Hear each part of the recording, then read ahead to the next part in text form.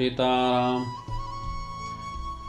माता सीता की निंदा करने वाले धोबी का क्या हुआ, जाने। सिय निंदक अघ नशाए, लोक विशोक बनाई बसाए। सिय निंदक अघ नशाए, लोक विशोक बनाई बसाए। भगवान श्री राम जब अपना समय पूरा करके अपने साकेत धाम को जाने लगे, उस समय उनके साथ अयोध्या के सभी पशु पक्षी, पेड़ पौधे, मनुष्य भी उनके साथ जाने लगे। उनमें माता सीता की निंदा करने वाला धोबी भी था।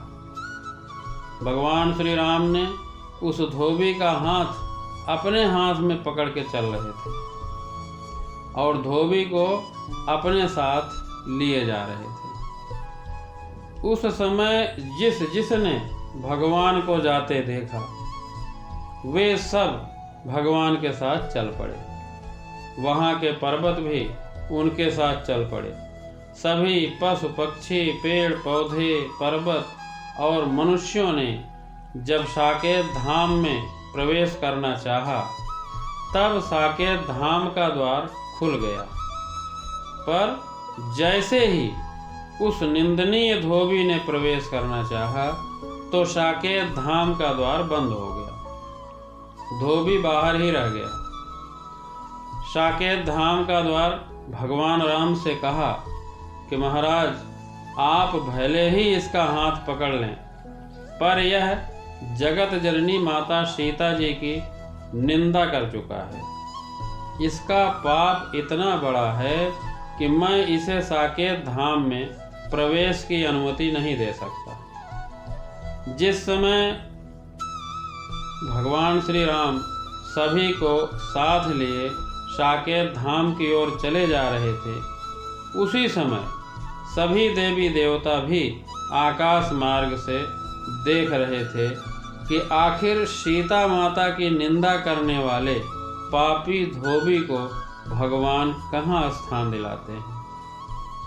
भगवान श्री राम साकेत धाम का द्वार बंद होते ही इधर उधर देखना शुरू कर दिया। तो ब्रह्मा जी ने सोचा कि कहीं प्रभु इस पापी को मेरे ब्रह्मलोक में ही न भेज दें। ब्रह्मा जी चिंतित हो गए और हाथ हिला हिलाकर कहने लगे, प्रभु, इस पापी के लिए मेरे ब्रह्मलोक में कोई स्थान नहीं है।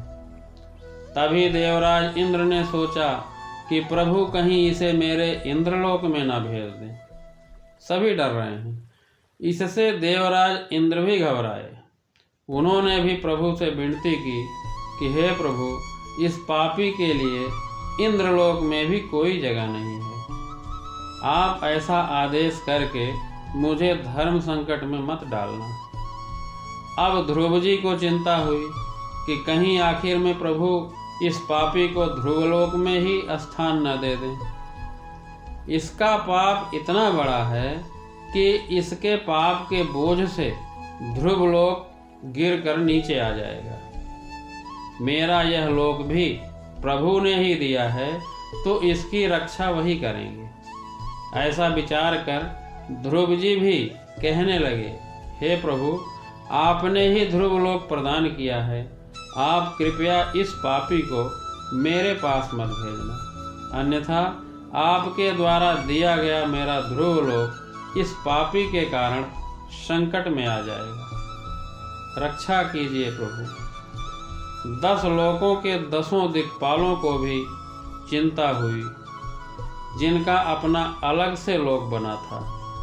उन सभी देवताओं ने विनय पूर्वक प्रभु से गुहार लगाई और उस नीच पापी को अपने लोक में रखने से क्षमा याचना के साथ मना कर दिया।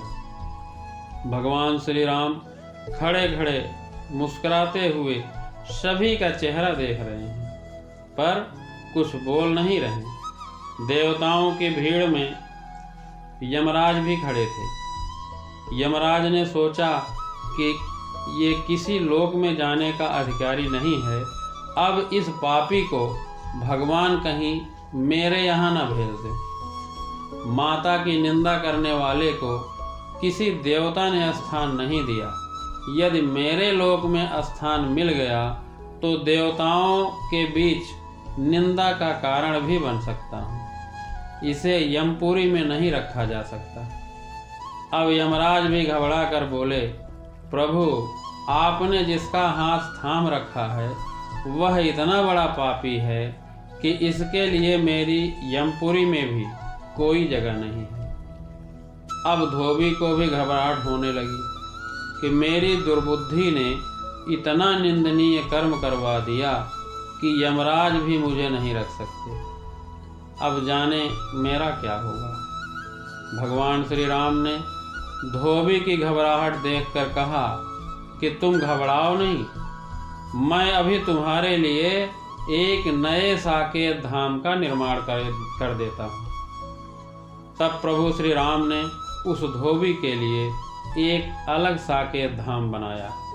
स्वीय निंदक अघ ओघ नसाए, लोक विशोक बनाए बसाए।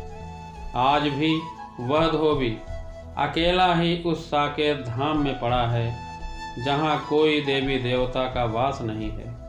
न तो वह किसी को देख सकता है और न तो कोई उसे देख सकता है। इस तरह धोबी न घर का रहा न घाट का। किसी की निंदा करना या चुगली करना सबसे बड़ा पाप है। इसलिए हमेशा निंदा से बचना चाहिए। जय श्री राम।